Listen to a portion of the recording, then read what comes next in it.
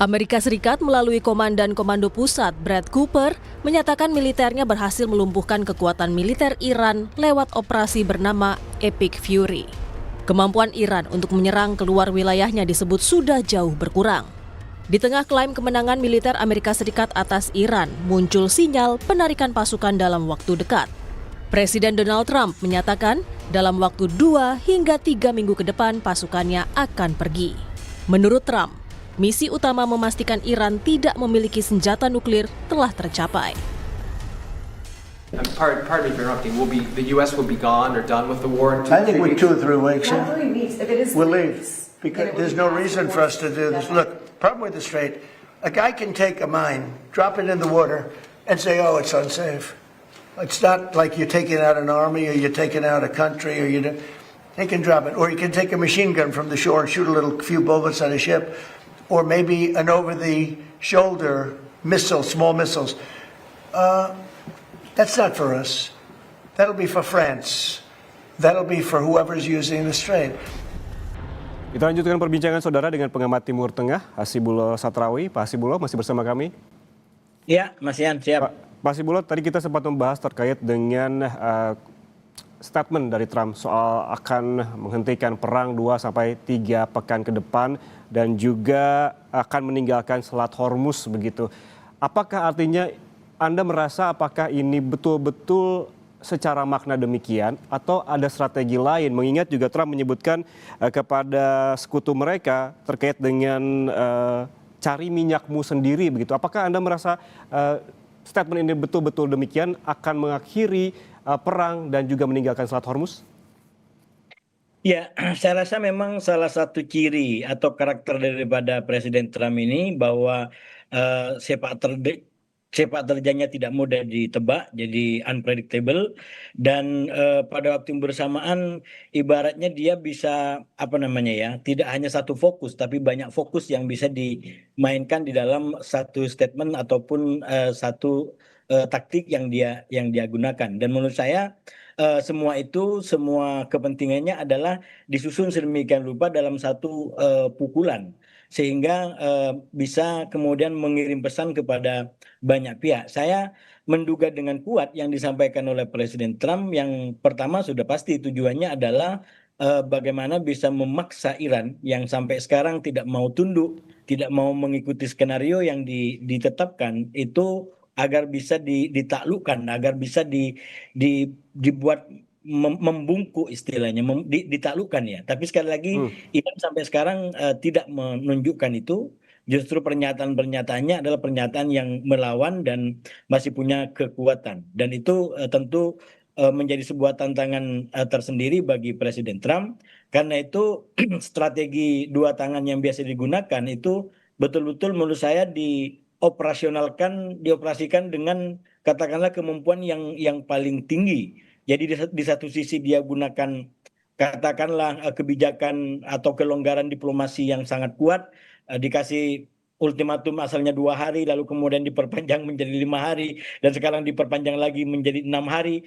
Itu kan kayak semacam orang ngasih diskon kalau di bisnis gitu ya. Jadi ini diskon yang besar-besaran dia berikan untuk mencapai atau mengoptimalkan katakanlah strategi diplomasi sebagai satu tangan yang dia gunakan. Tapi pada waktu yang bersamaan dia juga menggunakan strategi yang tidak kalah mematikan, terutama kesiapan untuk katakanlah serangan darat, perang darat dengan tujuan-tujuan misalkan menguasai minyak Iran di Pulau Harak itu, lalu kemudian mengamankan soal uranium itu dengan pasukan elit, dan yang ketiga katakanlah membuka kembali Selat Hormuz yang sekarang dikuasai oleh Iran gitu.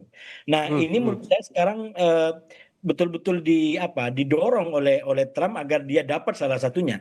Kalaupun dia tidak dapat katakanlah diplomasi, tapi paling tidak misalkan dia bisa wujudkan melalui intervensi militer langsung. Walaupun sekali lagi kalau kita menggunakan kerangka waktu 2-3 minggu, saya melihat rasanya tidak realistis itu perang darat akan diambil. Jadi kalau benar kerangka waktunya yang dipakai 2 sampai 3 minggu, saya menduga ini akan lebih didorong untuk menekuk Iran dari sisi diplomasi sehingga dia paling tidak terlalu ngeyel dengan kepentingan-kepentingan dan syarat yang dia inginkan.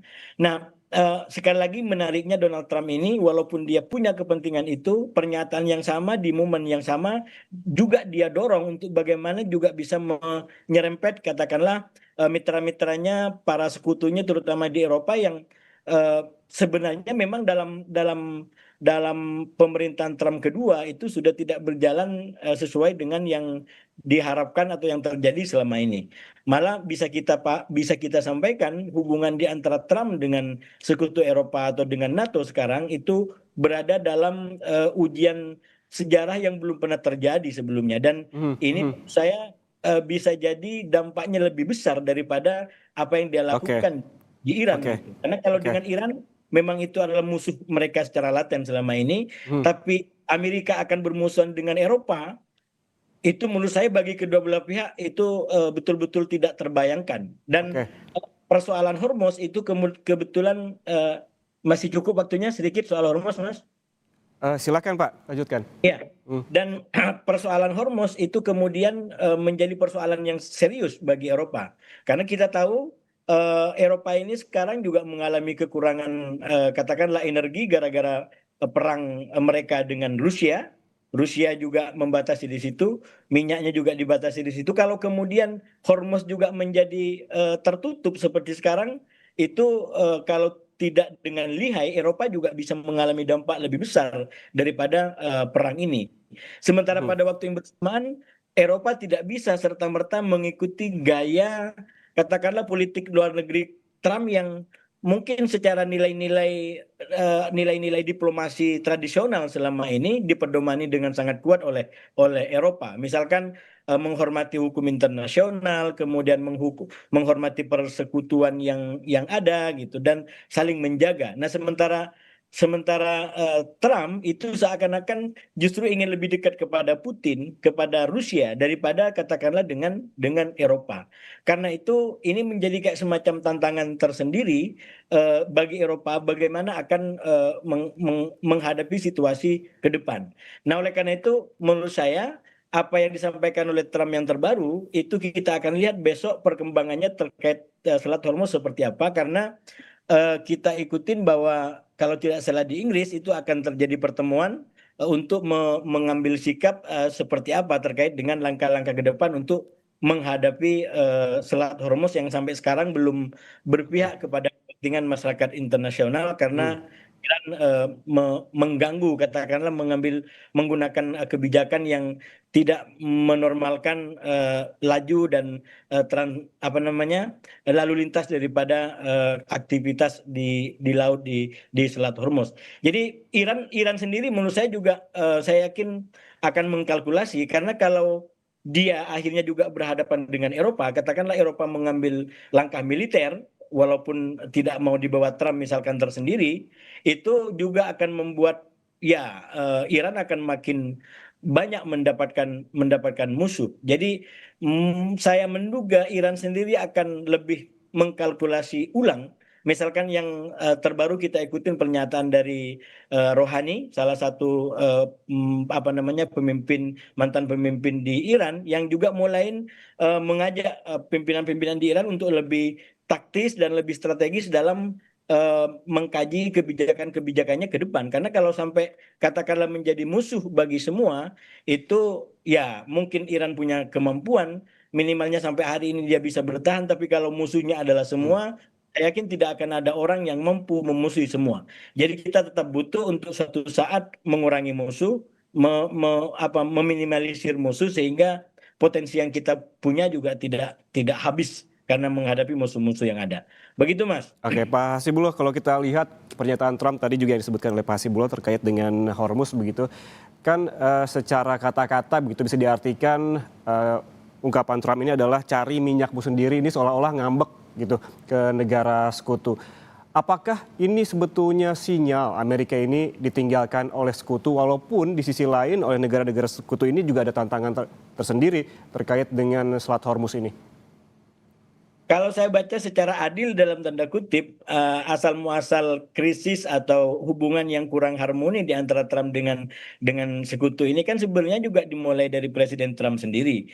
Jadi Presiden Trump yang memberikan pernyataan-pernyataan seakan-akan sekutu itu tidak punya peran yang besar, terutama mungkin karena terkait dengan ambisi Trump untuk yang dia sebut sebagai America First. Dia ingin mengembalikan kejayaan Amerika. Kan itu sebenarnya apa namanya idenya pertama gitu, pikiran pertama. Dia ingin mengembalikan kejayaan Amerika dan dalam konteks itu kemudian Trump menganggap ada kecurangan-kecurangan yang dilakukan oleh negara-negara di dunia terhadap Amerika termasuk oleh sekutu-sekutunya.